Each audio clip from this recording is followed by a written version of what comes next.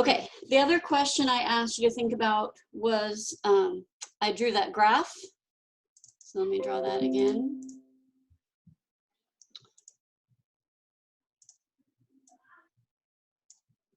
So we had time here, we had oxygen consumption here.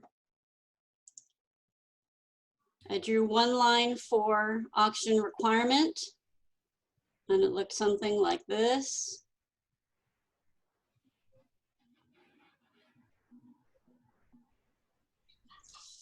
Something like that. And then I drew another line for oxygen consumption, which looked something like this.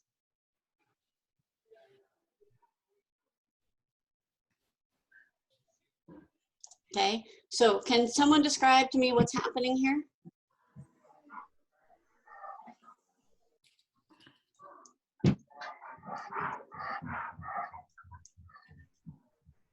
Eddie?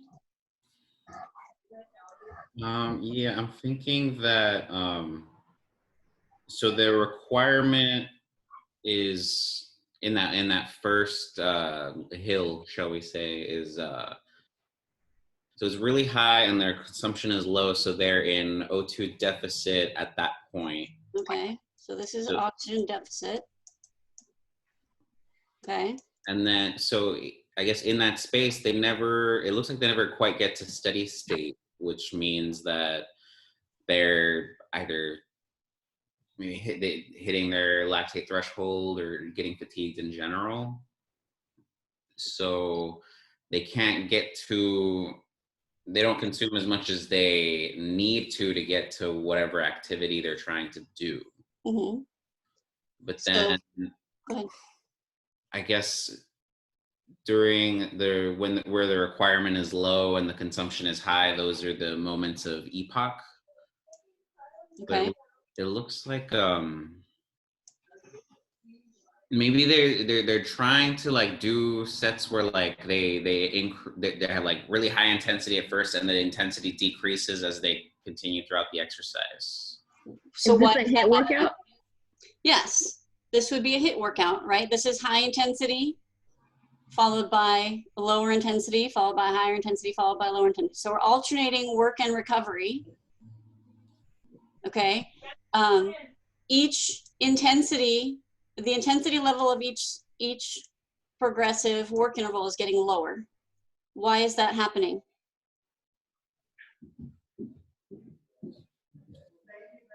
Fatigue. Can you be more specific? I'll pass. That was Cindy, right? Yeah. Okay, you can figure it out. What system are they in? Well, depending on the rest time, but I'm assuming ATP PCR if it's long, but if it's not, then it's glycolysis.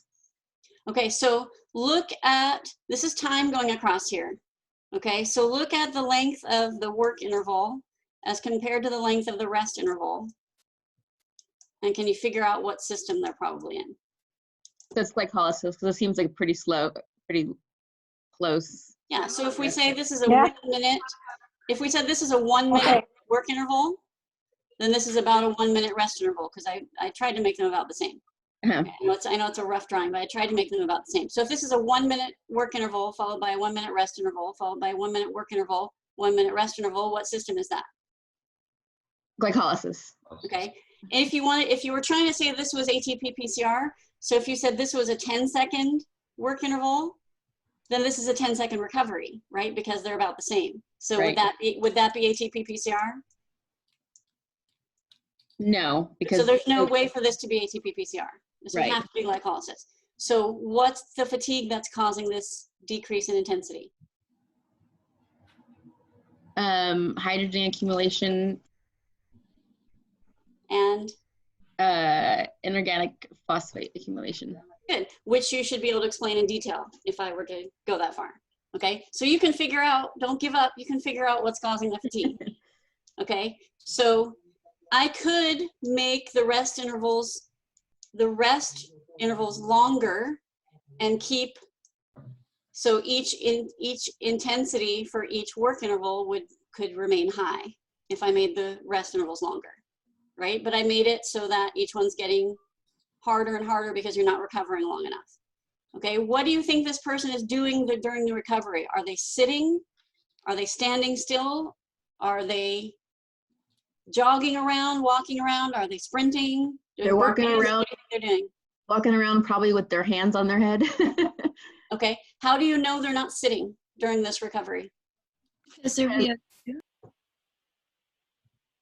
the requirement is still, oh, you know what? I don't know. Yeah, you're right, Cindy, you're right. Go with your instincts. I was gonna say, because the requirement is still high, I was gonna say, yeah. Right, so this is resting requirement, right? Which we should have a number for. Olivia, what's the number that would go here?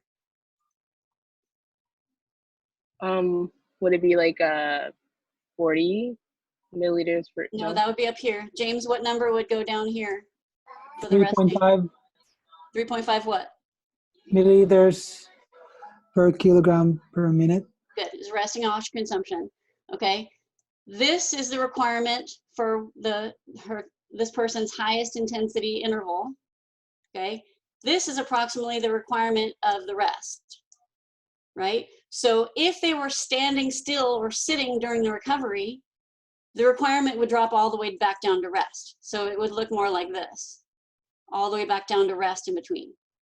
Okay, because the requirement is still elevated, we know that they're not sitting or standing still. We know that they're still being active, just less intensity than during the work interval. So they're probably walking around, maybe jogging around in between these high intensity work intervals, but not long enough that they can get the intensity as high up because they're fatiguing.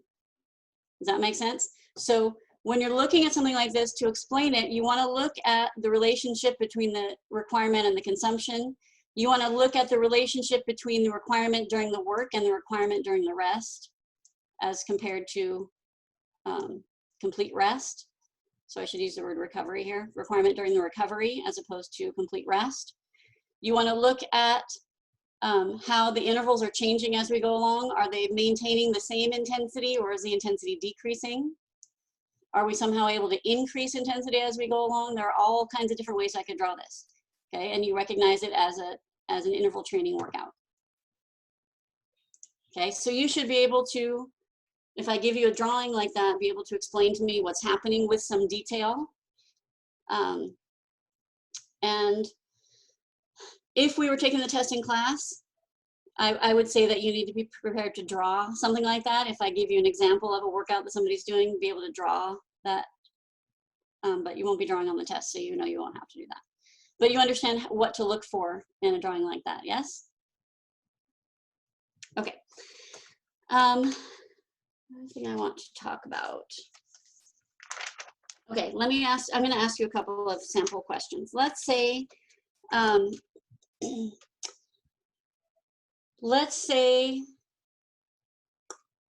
Jasmine and Svetlana are both jogging on a treadmill. Svetlana is trained, Jasmine is untrained. They're both jogging on a treadmill. They're increasing their speed from 6 miles per hour to 7 miles per hour to 8 miles per hour. What is happening to Svetlana's heart rate and why? Do you want me to say it again? Okay. They're both jogging on a treadmill. Svetlana is trained, Jasmine is untrained. They're both jogging on a treadmill and they're increasing their speed from 6 miles per hour to 7 miles per hour to 8 miles per hour. What is happening to Svetlana's heart rate and why?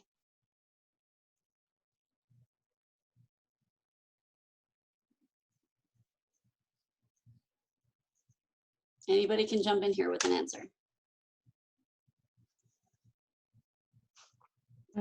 So since she would be trained, she has the ability to pump more blood. So her heart rate will be lower as opposed to mine, which would just be increasing with the increase in intensity. Okay, does everybody agree with that? Esmeralda, what do you think?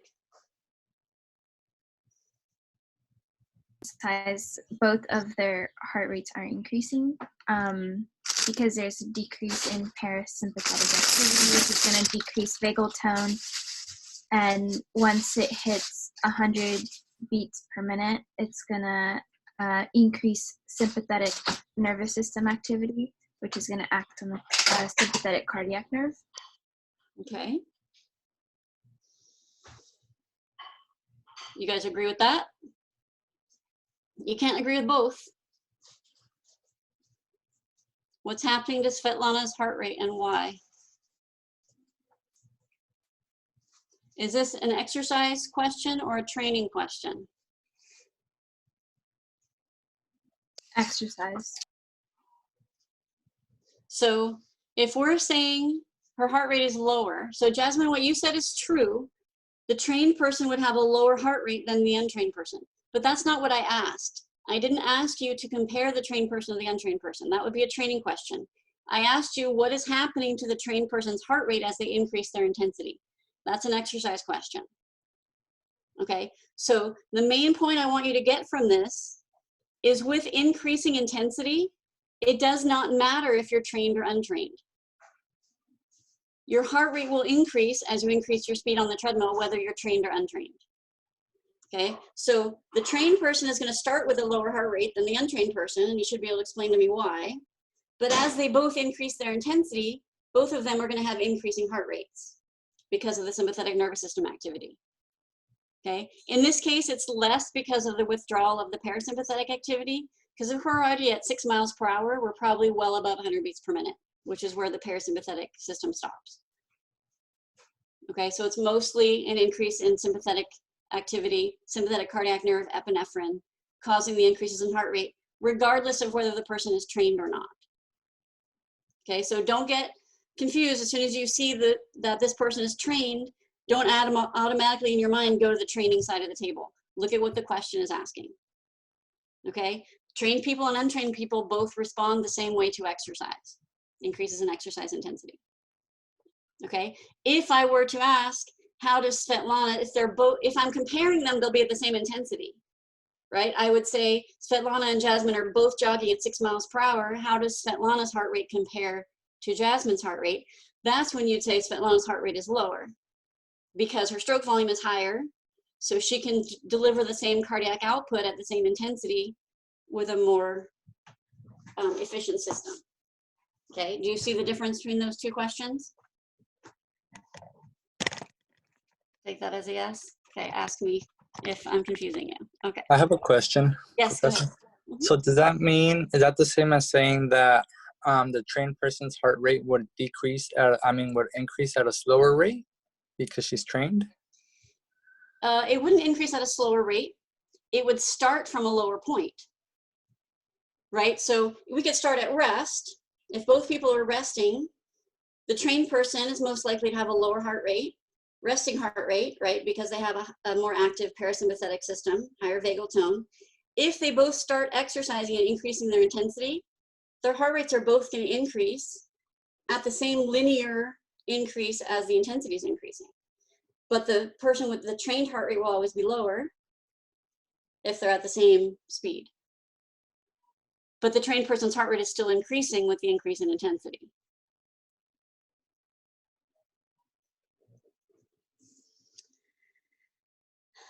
Okay.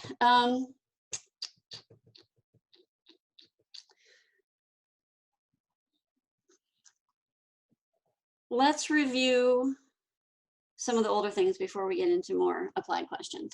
Let's talk about speed and force characteristics. So think way back. And James, can you explain a force characteristic for me?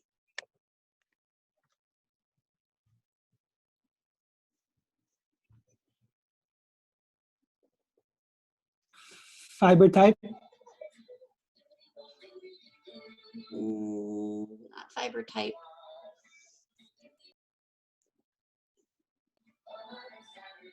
I mean, trying to recall from memory. Vanessa, can you explain a force characteristic? Fiber size. Okay, explain please. You would have more myofibrils, so more myosin and actin, more sarcomeres, more cross bridge, more power stroke, and more contractions. Good. Cindy, can you explain a speed characteristic? Did you say Cindy or Sydney? Cindy. Okay. A larger neuron, so action potentials can travel faster down a larger neuron. Okay, good. Sydney, can you explain a force characteristic? Motor unit size, so the motor unit or the neuron innervates more fibers, which will cause more power, cross bridges, more power strokes, greater force. Good. London, can you explain another speed characteristic?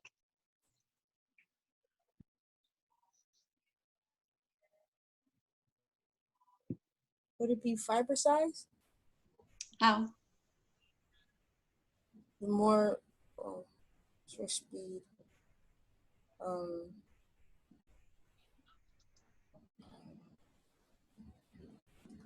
I pass. So the benefit of having a large fiber is that it has more actin and myosin. That's contributing to force production, not speed. Okay, and remember when I'm using the word speed here, a speed characteristic, I'm not talking about how fast you can run. That's not what I'm talking about here. When I talk about a speed characteristic, I'm talking about achieving peak force faster.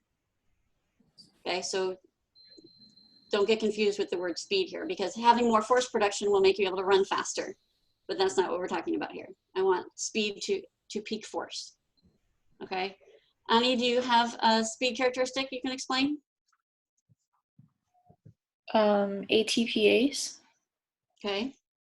The faster you break down ATP, the faster, the more ATP you'll get, and the faster you'll get it. Not that you're getting ATP faster, but you're able to break it down faster so you can go through the muscle contraction process faster. Yeah, okay. Brianna, do you remember the other speed characteristic? The sarcoplasm reticulum density, which it allows the calcium to travel faster. It's not that it's traveling faster, but remember if the SR is more dense, it's going to be closer to the troponin. So it's just going to be more efficient. It's not traveling faster, but it's closer to begin with. So it doesn't have to travel as far. Okay. It'll be more efficient. Yeah, more efficient release of calcium, opening of the binding sites, cross-bridge power stroke faster. Okay. Good. It's not more, sorry, quick question about that one. It's not more calcium being produced, it's just closer to it? More efficiently released, yes. Okay. It may be more. I'm not sure 100% if it allows you to store more calcium. It probably does. I'm not 100% sure on that one though.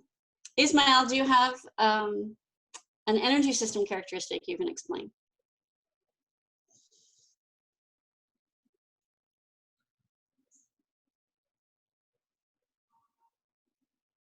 So are we talking now with the AT-PCR glycolysis and? No, we're talking about characteristics of the muscle fiber. Energy system characteristics of the muscle fiber. Okay, so the type 1, type 2, and type 2A. So type 1, it's the long duration aerobic system. Yes, so you need to name specific characteristics. So the energy system characteristics are the ones that determine whether the fiber is going to work aerobically or anaerobically. Correct. So if I do the type 1, we can say that it's long duration, low to moderate intensity. I need specific characteristics. So are the type 1 fibers good at using oxygen or not good at using oxygen? Good. What is it about the type 1 fiber that makes it good at using oxygen? That they have more mitochondria. There you go. More myoglobin, more capillary density. and The enzymes. I always miss the enzymes. Yeah, the enzymes are the last one. So those are the energy system characteristics. A fiber that has more of those characteristics is going to be better at using oxygen. It's going to be more likely to work aerobically, and those tend to be our type 1 fibers. Fibers that have less of those characteristics are more likely to work anaerobically, and those tend to be our fast twitch fibers. Okay, so make sure you go back and review those speed and force characteristics. Let's review some of the reflexes. So I will tell you right now, I'm not going to ask you to describe a reflex to me in detail, the process of it, but you will have to answer questions about them. So let's just go over the basics for each reflex. Let's start with the stretch reflex. Okay, when does the stretch reflex occur? During the first 10 seconds of the stretch. Okay, so immediately during a stretch. Okay, what's the sensory receptor? Muscle signal. Sensory neuron? Annulospiral. Sending what kind of signal? Afferent excitatory. Okay, and what does it cause? Negative feedback. Well, is it going to cause depolarization or hyperpolarization? Depolarization. Okay, so we're going to depolarize the alpha motor neuron of The muscle being stretched. muscle being stretched. And what's it going to cause that muscle to do? Contract.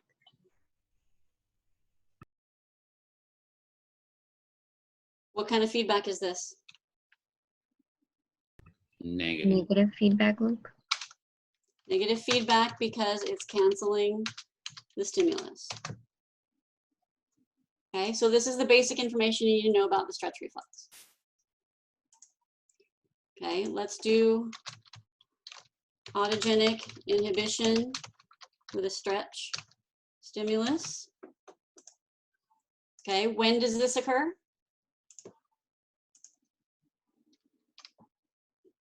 After you stretch. After the 10 seconds. It's 10 seconds into a static stretch. Okay, I would be careful about saying 10 seconds after a static stretch, because that means you do a static stretch and then you walk away and 10 seconds later you have this reflex, which is not really accurate. So it's when you've been holding a static stretch for about 10 seconds. What's the sensory receptor? Golgi tendon. Golgi tendon organ. Okay. What kind of signal is sent? We didn't name a neuron here, but what kind of signal is sent? Afferent inhibitory. Okay, and what does that cause? Hyperpolarization. Of alpha motor neuron of the muscle being stretched. Okay, which causes it to relax. What kind of feedback is this? Positive feedback loop. Because it's enhancing the stimulus. Okay. And we have autogenic inhibition with a contraction stimulus. When does this occur? During maximal contraction of a muscle. Okay, sensory receptor. Golgi tendon organ. Okay, what kind of signal is sent? Afferent inhibitory. Causing hyperpolarization of the alpha motor neuron of the agonist. the agonist.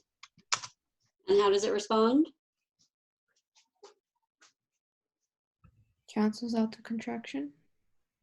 So it's going to cause relaxation. Relaxation. What kind of feedback? Negative. Negative feedback because it's stimulus.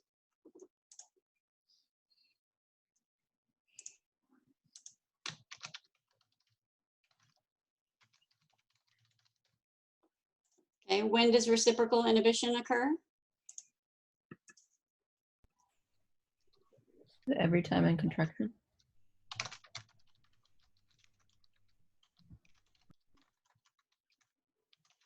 Sensory receptor?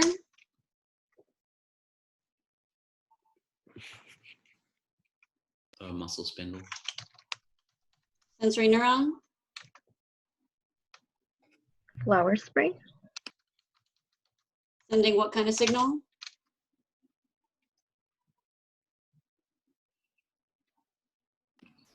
Afferent inhibitory. Okay, which causes what?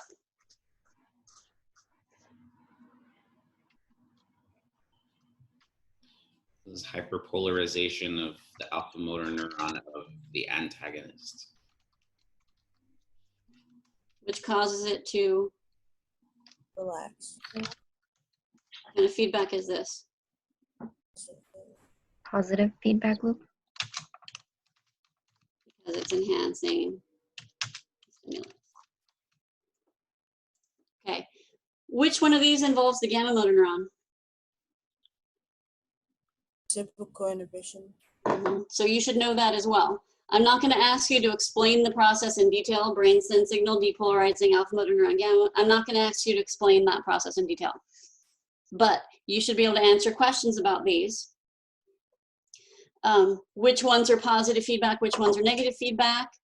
Annulospiral is related to which reflex. Flower spray is related to which reflex. Which ones are inhibitory, which ones are excitatory. Which ones cause contraction or relaxation, things like that. Which receptor goes with which reflex, but also be able to apply this information. So for example, rather than saying explain autogenic inhibition in detail, I might say, for example, a person, let's say Eddie is doing his 1 rep max test on the bench press, and he gets through his first couple, he achieves his first couple of attempts, and he's about to try his 3rd attempt, so he's loaded the bar, he's rested, he goes to press it and he can't press it. Is there a reflex involved here? What reflex? Autogenic inhibition contraction stimulus. Right, so remember, it's the autogenic inhibition contraction stimulus, it's that GTO that determines your 1 rep max. Okay, so you need to be able to apply that to that situation. Now, what if I said, Eddie came to me as someone who's never done resistance training before, and he wants to start a resistance training program, so I do his 1 rep max testing, and then I'm training him 3 times a week. A month later, I test him again on his 1 rep max, and his 1 rep max has increased. Why?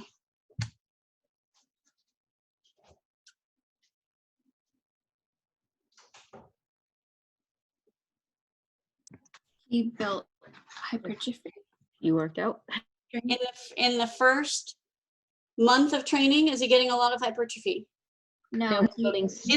Is it possible for him to increase his 1 rep max in the first month of training? Yes. Or is that unrealistic? He can.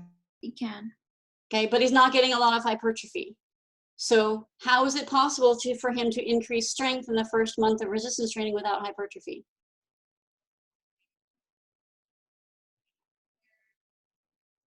I could be wrong, but is this like you desensitize the like Golgi tendon organ? What's that called? Frick, I don't remember. Disinhibition? Disinhibition. James, can you explain what's happening? Yeah, so the GTO, Oh, the- you may- because of some neural adaptations after weeks of training, the GTO becomes desensitized, and so that it doesn't shut down as quickly as before.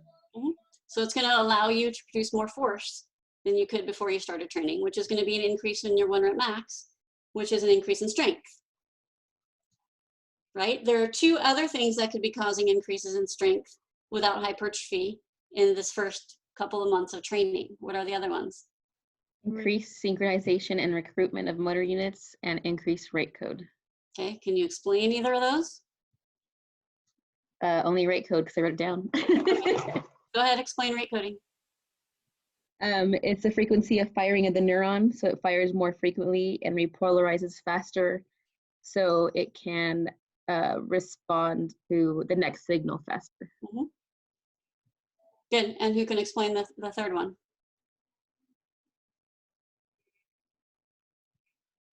The third one was increased synchronization of motor unit and recruitment, right? So the motor unit and the recruitment, like the fiber types, will synchronize, and so that will help increase of the binding site, power strokes, more force, more speed. Good, so if we can fire the motor units together, we're going to create more force than if we fire them sporadically. So we're going to be able to lift more weight. Okay, so don't forget about the newer information. Okay, what happens as a result of resistance training increases in strength without hypertrophy in the first 8 weeks of training. Okay, and we related one of those back to the reflexes. Okay, what if I said, Olivia came to me, she's been training. Okay, so she's been training for years at a different gym, but she just quit that gym and came to my gym and hired me. And so I do 1 rep max testing with her. Let's say we're doing bicep curls. Okay, I test her 1 rep max on the bicep curls. I train her with resistance training for 4 weeks. Let's give her longer. Let's give her 3 months. Okay, I'm going to train her and then I'm going to test her again. Okay, but I'm also measuring the circumference of her biceps. And I'm doing her 1 rep max testing. So I notice after training her, her biceps have gotten bigger, but her 1 rep max has not increased. Is this possible? Yes. How could that happen? Is it metabolic fatigue? Okay, so what occurred in her muscle that she's able to get larger? She's able to have hypertrophy without an increase in strength. It would be sarcoplasmic hypertrophy. So you increase in size, but not in strength. Good. So her hypertrophy, we talked about 4 things that can contribute to hypertrophy, right? Some of those will contribute to force production and some of them will not. So if she's training in such a way that's increasing mainly her sarcoplasm, she's going to see an increase in size without much of an increase in strength. Okay, so you should be able to discuss with me how it's possible to get an increase in strength without an increase in size. And you should be able to discuss with me how it's possible to get an increase in size without strength. Okay, and as Vanessa mentioned, that has to do with how you're setting up the training. And we said if you're doing the resistance training where you're taking a shorter rest so that you can't do as many reps, right? I said you could lift the 100 pounds 10 times, but then you don't rest for very long and you have the same 100 pounds, you can only lift it 8 times. Then you take a short rest, that same 100 pounds you can only lift 6 times. If you train that way, you're accumulating hydrogen, right? So you're training in glycolysis, you're more likely to get sarcoplasmic hypertrophy from that, but you can also get an increase in your lactate threshold from that. If you're training glycolysis, the end of every set, you're going to be burning and out of breath, right? You're accumulating lactic acid, you're working your bicarbonate buffer. You can increase your bicarbonate buffer and get a lactate threshold adaptation from that. If you're training in the ATP PCR system primarily, you're lifting the 100 pounds 10 times, maxing out, take a long enough rest that you can lift it 10 times in every set, you're going to get most likely actin and myosin, myofibrillar hypertrophy, increase your strength, but it's not going to affect your lactate threshold because you're not using that pathway, right? So remember we said one type of training is not better than the other. They're different depending on what you're trying to achieve. Make sense? So you have to think about that also when you're talking about how resistance training is going to affect performance in different areas. It depends how you set up the resistance training. Yes? Okay. Questions on any of that? So for the answer to an increase in sarcoplasm would be resistance training in a way that promotes glycolysis fatigue. Yeah, is more likely to cause an increase in size without strength, but will also increase your lactate threshold by increasing your bicarbonate buffer. Okay. And then you can think about how that's going to affect the different systems. Okay, so let's do this then. Let's say Brianna is doing 10-second sprint repeats.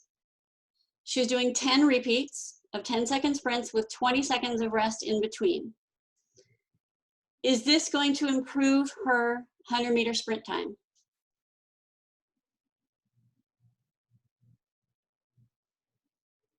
Okay, if you're nodding yes, tell me how. Even if we got the answer in office hours? Explain it so that everyone else can hear it though. So yes, because even though you're in glycolysis, during that type of training, you're increasing not only your bicarbonate buffer and the glycolytic enzymes, you're also building on hypertrophy, and hypertrophy is going to help with ATP PCR as well, and that's going to help increase your 100-meter sprint time. But that hypertrophy is going to give you strength, speed, and power, most likely. Okay. Will that training program improve her 1 rep max on her back squat?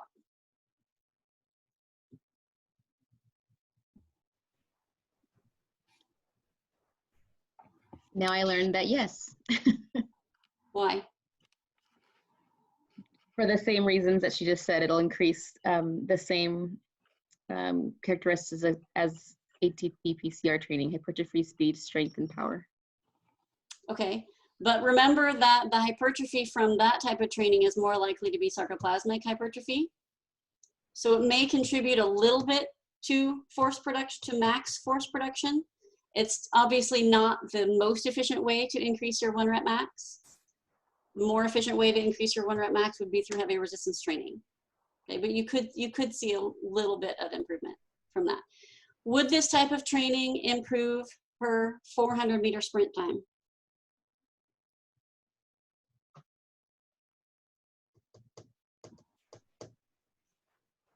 I'm gonna say yes, because 400-meter sprint, you're likely in glycolysis as well, and that's what she's been training with. So those same adaptations are gonna carry Okay, her. so when I ask you if this training will affect this performance, you have to use adaptations. This adaptation will cause this to happen in this performance. So you can't just say because she's training in glycolysis, performance in glycolysis will be better. You have to talk about adaptation. Right. So if she's training in glycolysis, she's going to gain adaptations in increasing hypertrophy, which increases her strength, speed, and power, as well as her increasing her bicarbonate buffer content and increasing her glycolytic enzymes.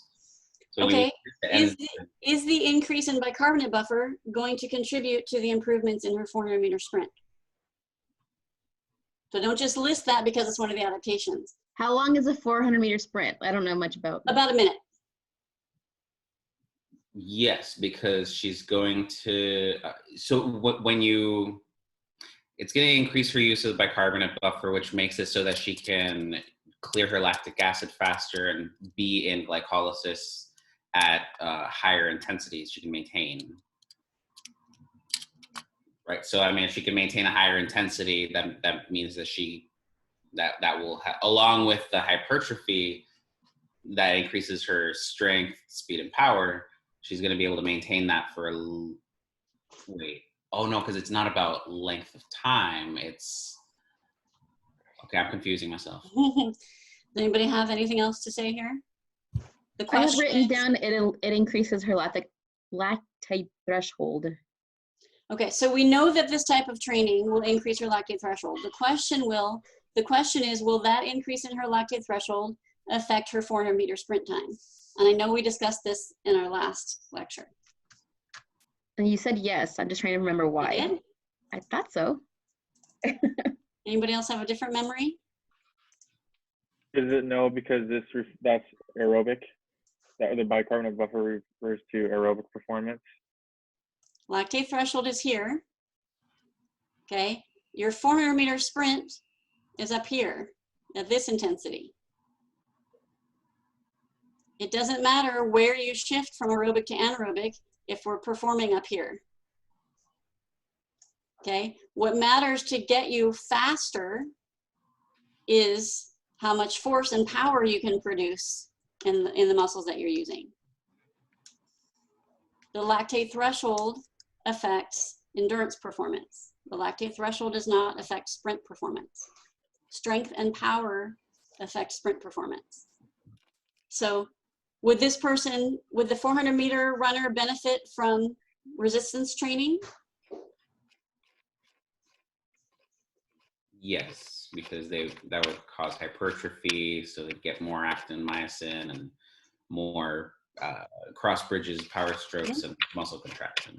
Yeah, and that type of training is more likely to contribute to actin and myosin increases, force, speed, power. Okay, let's go back to the high intensity interval training and glycolysis. Will that improve 5-mile run time? High intensity interval training and glycolysis, will it improve 5-mile run time?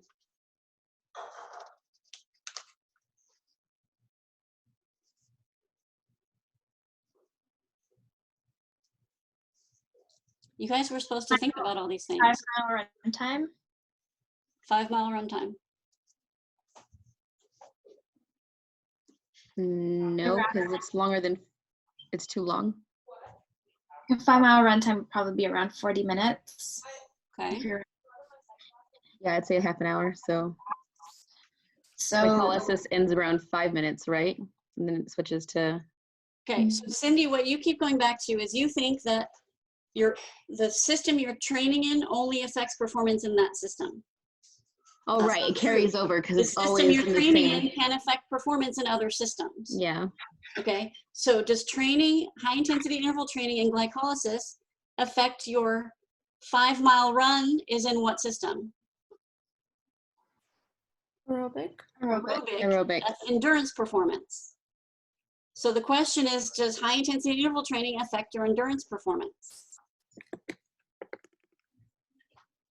So it would, and this is where the lactic threshold comes in, because if you're in HIIT training, you're clearing it faster, so you can perform that 5-mile run at a higher intensity and finish faster. Exactly. Anything that increases your lactate threshold is going to improve your endurance performance because it allows you to maintain a faster speed. Remember we said the benefit of having a higher lactate threshold is you can maintain a higher intensity before you start accumulating lactic acid, which is going to cause fatigue. So maybe before training, you could maintain a 6-mile-per-hour pace. After training, you can maintain a 7-mile-per-hour pace. That's an increase in your lactate threshold. That's going to make you better at endurance performance. That's not going to affect your sprint performance at 15 miles per hour. That's going to affect your endurance performance, what speed you can maintain for an extended period of time. Does that kind of make sense? Okay. Does this same program, the high intensity interval training glycolysis, will it cause increases in VO2 max?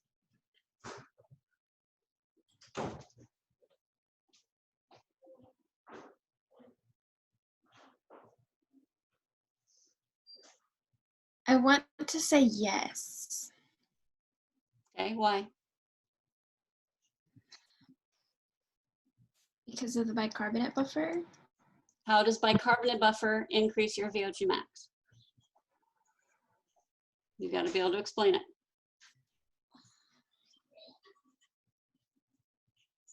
Cindy, you were in my office hours. I want to see, can we discuss this in my office hours today? I want to see if anybody else can come up with this one. Think about what affects VO2 max. To do that, you need the Fleck equation. Is HIIT training and glycolysis going to affect anything within that Fleck equation that affects VO2 max?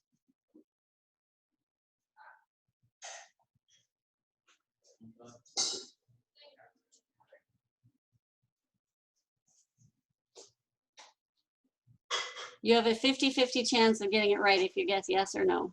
The your VO2 max would increase because your heart rate is increasing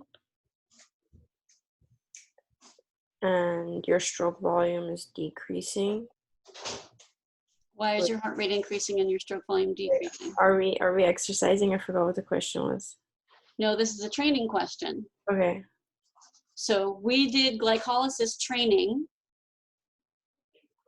Are we going to see increases in our VO2 max?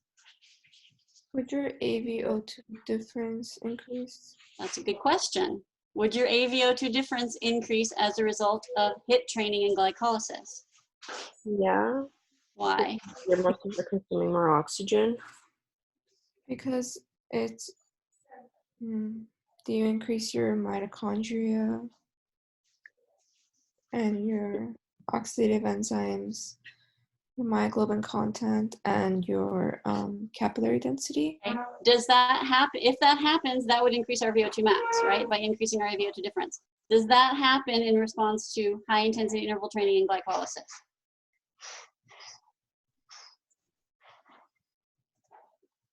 The answer is yes, it does. Because of this. Small neuron, medium neuron, large neuron. Small neuron is type 1. Medium neuron is 2A. Large neuron is 2X. If we're doing high intensity interval training, which fibers are we primarily focusing on? The 2A or the 2X? 2A. Are the type 1 fibers resting in this case? No, they're recruited. They're fully recruited, working to maximum capacity. Remember, when we have to incorporate our anaerobic systems, it's because our aerobic systems are at capacity. So when we're working on training our 2A and 2X fibers, our type 1 fibers are also getting trained because of the principle of orderly recruitment. So type 1 fibers, when you train them, respond by getting more efficient. Okay, they might see a little bit of hypertrophy, but mostly what they're going to see is an increase in mitochondria, myoglobin, oxidative enzymes, and capillary density. That's going to cause an increase in VO2 max. Okay, you cannot train your fast twitch fibers without also training your slow twitch fibers. That's how your slow twitch fibers respond to training.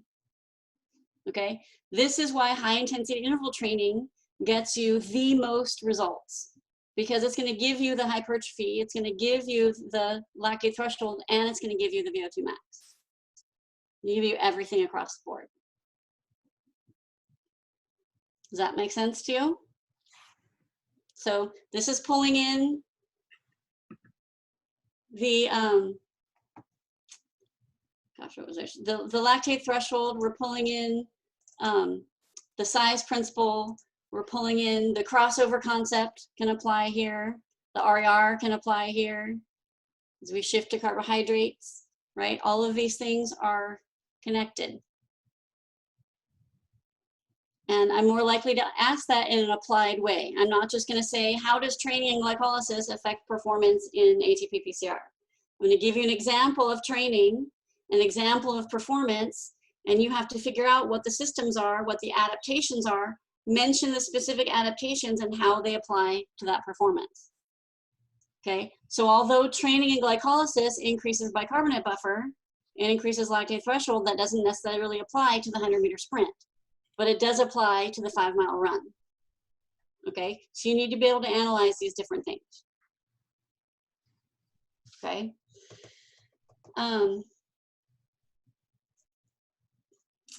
Let's review hormones real quick. Reach way back in your brain.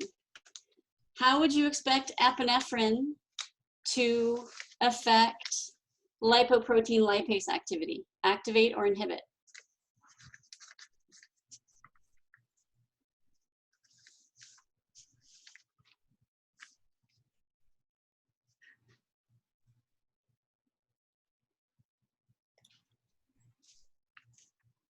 Someone's got to remember. I think it activates it. Okay, why? Because it's epinephrine is catabolic, so it wants to break it down. Epinephrine is what we release during exercise, right, as part of the sympathetic nervous system activity. So it's trying to make our substrates more available. It wants to take our substrates out of storage and put them in the blood so we can use them. Lipoprotein lipase is in charge of breaking down fat, right, lipolysis. So in order to answer these questions, you have to remember what the hormones are trying to do, and what the enzymes are in control of, and what they're trying to do. If they match up in purpose, then it's going to be activated. If they're opposite in purpose, it's going to be inhibited. Okay, what effect would glucagon have on glycogen synthase?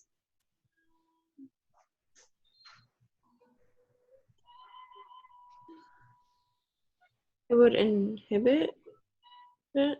Okay, glucagon wants to increase glucose levels. Glycogen synthase is putting the glucose into storage, right? So those are opposite, so it's going to inhibit.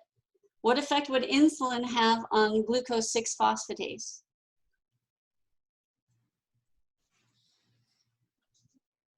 And no, it would inhibit it, yeah. Glucose 6-phosphatase is for gluconeogenesis. That's going to increase glucose levels. Insulin wants to decrease glucose levels and put everything in storage. Okay, so make sure you review that terminology of all those enzymes and remember what they're for, what they do. Okay. Nick, do you remember what GLUT4 is? That's the hormone that's responsible for taking in carbohydrates at the exercising muscle. Okay. And so, this is the one that we want active rather than glucagon. Rather than storage. Oh, rather than insulin. Yeah. So we talked about 3 reasons we don't want to use insulin during exercise. We want insulin levels to decrease. Anybody remember any of those? Was the GLUT4, we'd rather use GLUT4 because why? The muscle becomes more sensitive to insulin. Okay, so that's one reason. GLUT4 targets the exercising muscle and insulin doesn't. Right, insulin will take the glucose into any muscle just to get it out of the blood and put it into storage. We want it going into the exercising muscle so we can use it. So that kind of incorporates the 3rd reason of promoting storage. Insulin promotes storage, muscles become more sensitive to it, and it's not specific to the exercising muscle. You guys remember that? Okay. Let's look at the questions at the bottom of your study guide. Okay, the first question, name all the metabolic systems, the substrate, the enzymes. All of that was answered in that in the table. Okay, I designed this table to answer that first question. So you guys should have that done already. Okay, if you wanted to sprint for as long as you could, how long could you sprint for, approximately? 10 to 15 seconds. Okay, 15 seconds, everybody agree with that? 10 to 15 seconds? It'll depend on the intensity, right? Well, we're talking about a sprint. What kind of sprint? What do you mean by that, Esmeralda? The distance. So like if you're doing like 100-meter sprint, then you want to go to your max, which would be 10 to 15 seconds. But But if you're doing like a 200-meter sprint, you're not going to be able to be on your max, so it's probably going to be longer. It depends on the distance. Okay, so good. So the question is then, can you sprint outside your ATP PCR system? Yes. And we only sprint at our top speed. So if my top speed is 15 miles per hour, I can only maintain my top speed for about 10 to 15 seconds until my PCR runs out. But I can continue sprinting at a slightly slower speed. 14 miles per hour, 13 miles per hour, 12 miles per hour, still considered a sprint that I can maintain for 200 meters. 400 meters is still considered a sprint. That takes a minute. Okay, so I didn't ask how long you can hold your top speed. If I asked how long you could hold your top speed, it would be 10 to 15 seconds until PCR runs out. Okay, but a person could sprint longer than that. Okay, about how long do you think a person can sprint? A minute. Okay, what would cause them to stop at a minute? Are muscles burning? Glycolysis fatigue? Muscles burning, can you be more specific? Glycolysis fatigue, so hydrogen accumulation and inorganic phosphate accumulation. Good, and you should be able to explain that in more detail if I asked you to. Okay, so most likely that's what's stopping this person. Okay, if this person does high intensity interval training for an extended period of time, will they be able to sprint faster?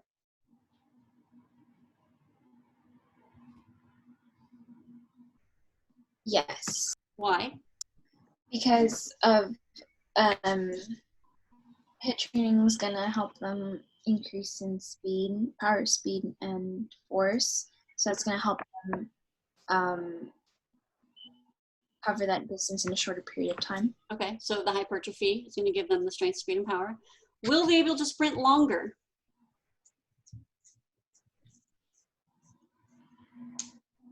Yes. Why? Because of their lactate threshold. Does the lactate threshold allow you to sprint longer?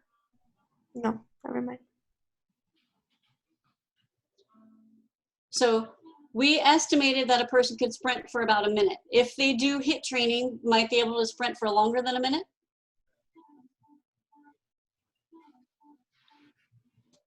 Wouldn't it technically be yes, because their lactate threshold improves and they can maintain a higher intensity for longer? Are we sprinting at our lactate threshold?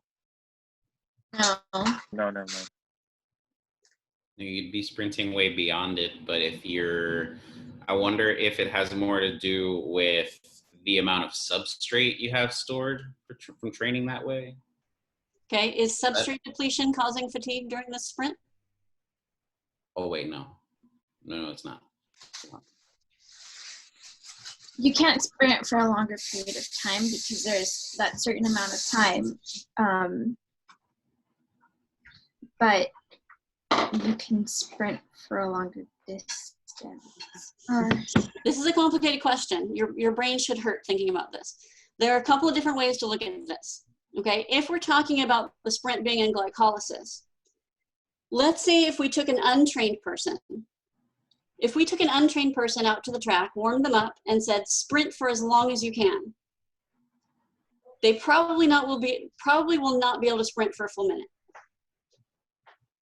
Okay, if we do HIIT training with them, so maybe they'll be able to sprint for 20 seconds, maybe 30, but we're talking about an untrained person. They probably won't make it farther than that. If we do HIIT training with them for months and then take them back out and ask them to sprint longer, as long as they can, they'll probably be able to go longer. A lot of that is going to be psychological, right? Because you've experienced what it feels like to sprint. If you're an untrained person, you're going to give up as soon as you start feeling the discomfort, right? If you've been training inside that discomfort several times a week for several months, you're more likely to tolerate it. Would you agree? That's not necessarily physiological. That's largely psychological, okay? At some point, the physiological fatigue is going to take over. The hydrogen's going to accumulate, and it's going to cause fatigue no matter how well trained you are. So that person might get to the minute. Much beyond that is not reasonable for a sprint, even for a trained person. So there are physiological limits to how long a person can sprint, but there are also psychological limits. Does that kind of make sense? Don't discount the psychological part. But if you do regular HIIT training, it doesn't mean you're going to be able to sprint for 3, 4, 5 minutes, because the lactic acid will accumulate, the hydrogen will accumulate, and it will shut down your muscles. Okay, so there is a limit to how long a person can sprint for. If we're talking about a sprint in the ATP PCR system, can someone sprint at their top speed longer? Okay, we said an untrained person might be able to hold their top speed for 10 to 15 seconds. If we do HIIT training with them, will they be able to hold their top speed longer in the ATP PCR system?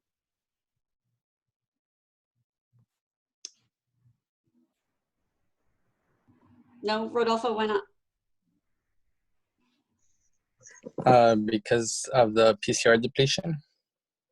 Okay, so does HIIT training cause you to be able to stay in your ATP PCR system longer? Does it cause you to have more of a PCR storage or more of those enzymes to do any of those things?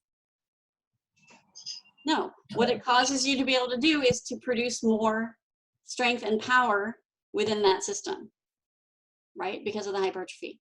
So that's why Usain Bolt, who is the fastest person in the world at the 100 meter and the 200 meter, I guarantee you he does HIIT training, okay, but he's not competing in the 400 meter, 800 meter, 1500 meter, because he can't stay in ATP PCR system longer than anybody else, right? He's still limited to about 15 seconds in that system, but he can produce more power than anybody else when he's in that system.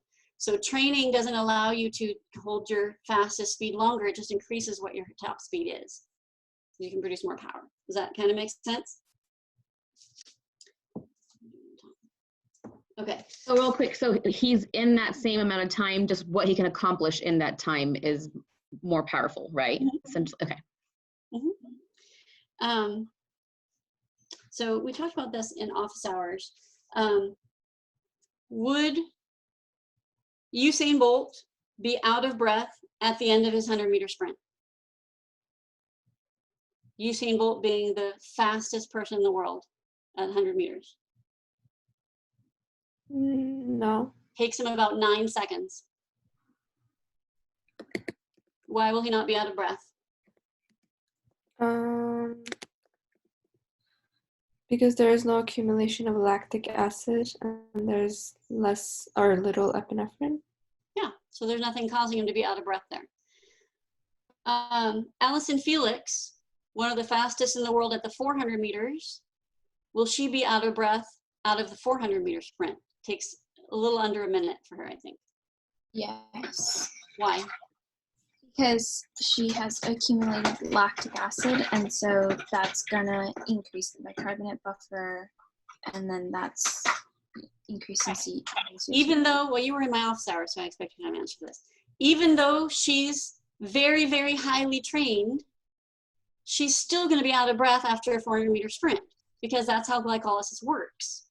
She's not going to be able to do the 400 meter sprint in her ATP PCR system because it's a minute long. So she's still going to be in glycolysis. Glycolysis makes you out of breath. Okay, so go back to our example from the beginning of the semester, sprinting up the stairs of Sierra Hall. You're sprinting up the stairs of Sierra Hall, carrying your heavy backpack. Remember this example from the first day of class? Top of the stairs, we said your legs are going to be burning and you're out of breath. You should now be able to explain to me why those things are happening and why they always happen together. Okay, at the end of the semester, sprinting up the stairs with a heavy backpack, are you going to be out of breath? Yes. Why? Because you've even though you've been up the stairs a long time, you're still gonna accumulate lactic acid, and that's the bicarbonate buffering. You're still gonna be out of breath. Okay. Will you be able to sprint up the stairs faster than you could at the beginning of the semester? Yes. Yes. So you're sprinting up the stairs faster. You're still going to be out of breath at the top because you're still working at a high intensity in glycolysis. What if you went up the stairs at the same pace as you did at the beginning even though you have the capacity to go faster, you choose to run up at the same speed as you did at the beginning. Will you be out of breath at the top? Yes. Yes. Possibly, but probably not as much, right? Because your lactate threshold is increased. Okay, these are things you need to think about. Yeah, it gets kind of fun when you try to apply this stuff. I have a couple more minutes. Let me go to the next question on here. Your friend is running comfortably at 5 miles per hour, decides to increase her speed to 6 miles per hour. She becomes out of breath. Number one, why was she comfortable at 5 miles per hour? She was below her lactate threshold. She was below her lactate threshold, meaning she was in steady state. Right? She increased to 6 miles per hour. Now she's out of breath. What happened? She passed her lactate threshold. Okay, so now she's getting an anaerobic contribution. Why does that make her out of breath? She's accumulating lactic acid now. Why does that make her out of breath? She has an increase in hydrogen and inorganic phosphate. Why does that make her out of breath? Oh, she's oxygen deficient. No. She has an increase of CO2. Why does she have an increase in CO2? Because an increase of bicarbonate buffer. Okay, not that the bicarbonate buffer is increasing. Okay, going from 5 miles per hour to 6 miles per hour does not trigger your body to produce more bicarbonate buffer. Okay, we've increased our intensity. So the bicarbonate buffer is going to start working more, right? You're producing more hydrogen. So you should be able to write out the formula, what's happening here, why that increase in hydrogen is going to lead to an increase in carbon dioxide. Why does an increase in carbon dioxide cause you to be out of breath? Because your body's trying to clear it, so it needs to pull in more oxygen in order to clear the CO2. Pulling in oxygen doesn't clear CO2. Exhaling the CO2 clears the CO2. It triggers inspiratory centers. The carbon dioxide triggers the inspiratory centers in your brain. I don't know why everybody forgets that piece. The carbon dioxide triggers the inspiratory centers in your brain to cause you to increase your breathing rate, because exhaling the carbon dioxide helps you clear your lactic acid. Okay, so that's why she's out of breath. Does she have to stop running, or is there something she could do to continue running? And then if she would have to decrease her speed. Yeah, she can decrease the speed back down to 5 miles per hour underneath her lactate threshold and continue running. She could continue at the 6 miles per hour, but probably not for more than a few minutes, right? She's just barely above her lactate threshold, okay? If she does high intensity interval training, will that change how she feels at 6 miles per hour?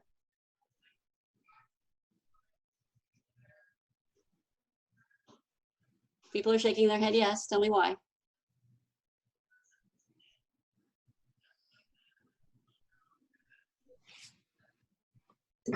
She would have more bicarbonate buffer, so she'd be able to clear it more efficiently, clear the lactic acid more efficiently at that after training at that same intensity. Right, so it's possible after HIIT training that 6 miles per hour is now below her lactate threshold.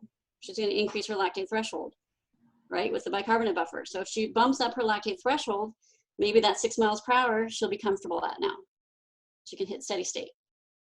Okay, if she does endurance training, will it affect how she feels at 6 miles per hour? Yes. How? Because of the same reasons we were talking about before, the fiber types.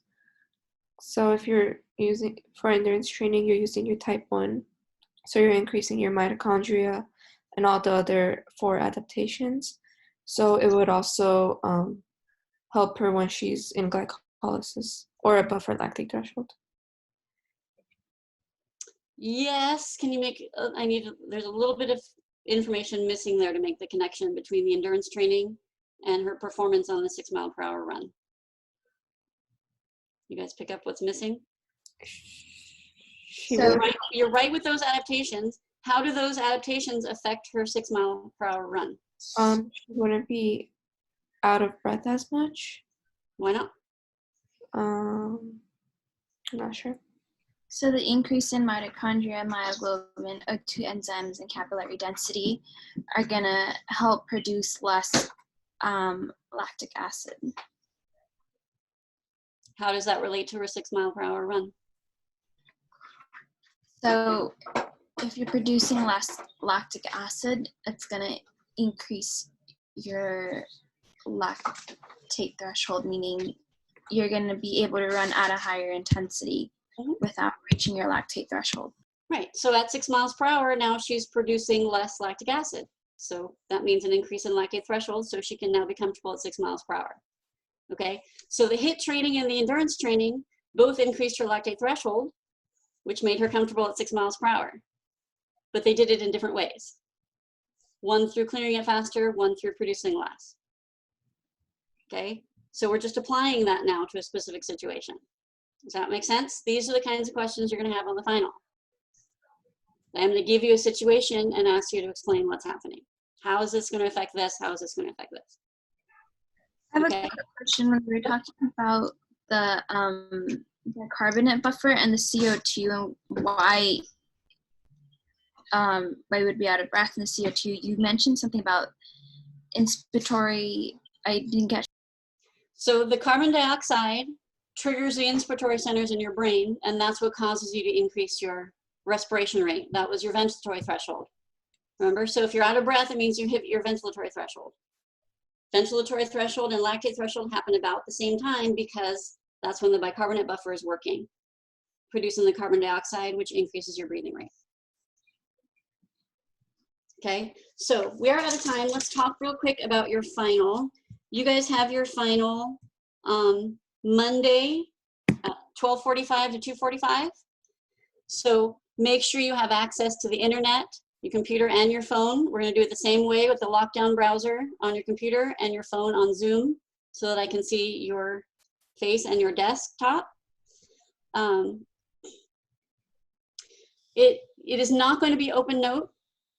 Okay, I'm going to send out an email regarding this, but the reason I'm not doing an open note is because if I do it open note, I have to make the test a lot harder. And I don't think that's beneficial for you. I think what would happen is you guys would study less because you know you're going to rely on your notes, and then you're going to get to the test and there's going to be nothing on the test that you can use your notes for. So I would rather keep it the same. So for example, the this table we have for responses to exercise and adaptations to training, if I let you have open notes, I'm not going to ask you anything from here because all you have to do is look at this and copy it down. So there's no reason for me to ask you. If you don't have this, I can ask you about it. What happens to this in this situation? What happens to this in this situation? You know exactly what to study. You know exactly how to study. You'll be able to study it and learn it and answer the questions. Whereas if I just let you look at this, there's no reason for you to study. Right? So I think it's more beneficial for you to know exactly what to study, do the studying, learn the information, you know what to expect on the test. Okay? Because I think if we do it the other way, you guys are going to end up failing the test because I'm going to make the test so much harder. I don't want to do that. So you can have a blank piece of paper. There are going to be calculations on there. You can have a blank piece of paper and a calculator, but that's it. So it'll be the similar format to the midterm. You'll have some multiple choice, some fill in, some matching like we did before. Some of the multiple choice will be select all that apply, so be ready for that. And some short answer. I'm still working on separating the two sections.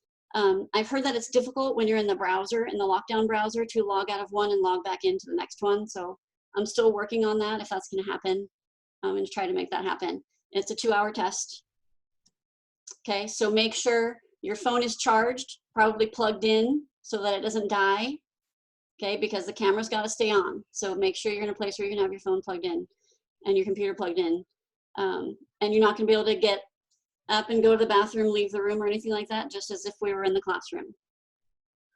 Okay, so make sure you're set up for that. You can have snacks with you or drinks or whatever you want for that.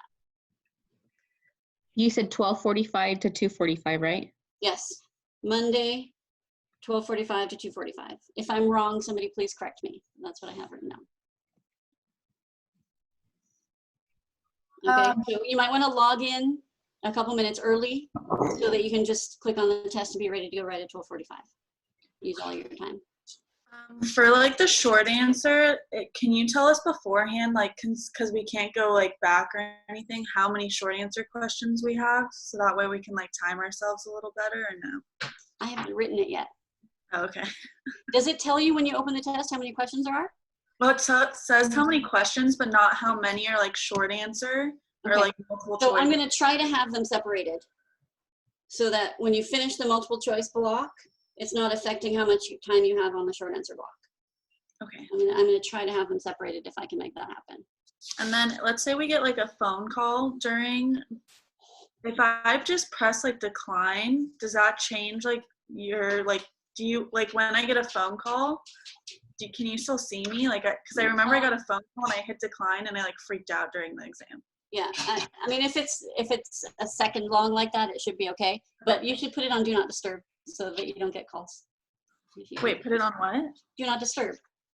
Oh, okay. Is that in settings? It should be in your yeah, control panel. You guys not know how to use Do Not Disturb? I'll Google it. I'll Google it. The little moon. The little moon is Do Not Disturb. So the calls. But that won't affect your Wi-Fi and like to be on Zoom? No, it's not airplane mode. It's just Do Not Disturb blocks calls and texts from coming in. Okay, all right. It comes in, but it doesn't notify you that they're coming in. Okay. So it won't ring. Okay, so I have office hours tomorrow from 3 to 3:45. Other than that, I'm available like email if you have questions, and there should be a ton of reviews going on this weekend with your PLS, so use those. Okay, regarding information I didn't go over, like the older material. Oh, I didn't go over, I meant to go over the propagation why can't I think of the word? Initiation and propagation of the action potential and the muscle contraction, that whole process with the resting membrane potential, the graded potentials, the depolarization leading to the action potential, all the way through the sliding filament theory. You guys should review that. I meant to review that in class, but we're running out of time. Other things like lung volumes and things like that we didn't spend a lot of time on. If there are questions on those things, it's like one question that's a 2-point question. There's not going to be anything major. I think I went over all the major questions. Okay, so the minor things are more like 2-point questions that'll be thrown in. Okay, so how much time you spend on those is up to you. Okay, I'll stay on for a couple more minutes if you have other quick questions. Otherwise, good luck. You can email me. It's been fun working with you guys. Sorry we ended up online, but I think we did okay. There's still, the instructor evaluations are open this week if you want to go in and do those, it's there. Thank you. You're welcome. And I hope not to be in your class next semester. Is Professor, still on the table? Go ahead. I'm sorry? Is extra credit still on the table? I'm going to try to put extra credit on there, yeah. I'll figure out a way to do it. Okay. Yeah. If we missed one of the quizzes, like I opened up the quizzes again. From only the last 3 are open. The ones prior to that aren't open. How far back are you talking? 6 and 7. Chapter 4. Chapter 4 is a little too far back. That's before the shutdown. Mine were the 2nd and 3rd of the shutdown, I think it was, because I totally spaced it. Those I opened until your midterm, didn't I? I meant to. I don't think so. I don't know. 6 and 7 I'll open, but 4 I won't. Cindy, would you send me an email for that, Thank please? you. Yes, ma'am. Professor, do you have lecture tomorrow, right? Yes, I have lecture. What day is tomorrow? Thursday. Wednesday. Oh yeah, so my office hours are at 3 o'clock on Thursday. So yes, tomorrow I have 9:30 and 12:30. Wait, today's Wednesday. Yeah, today's Wednesday. Okay, yeah, so tomorrow's Thursday. I have 11 o'clock, which will be the same as today's was. Just review will be the same. And then I have the 3 o'clock office hours on Thursday, and then the 4 o'clock class is going to be the same as Monday and Wednesday of today, of this week. So you'll get the weight loss lecture and the review. Okay. But yeah, you're welcome to come to as many of those as you want. Yeah.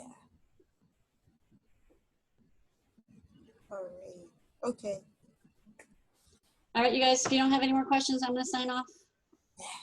All right. I'll see you. Okay. Thank you. Thank you.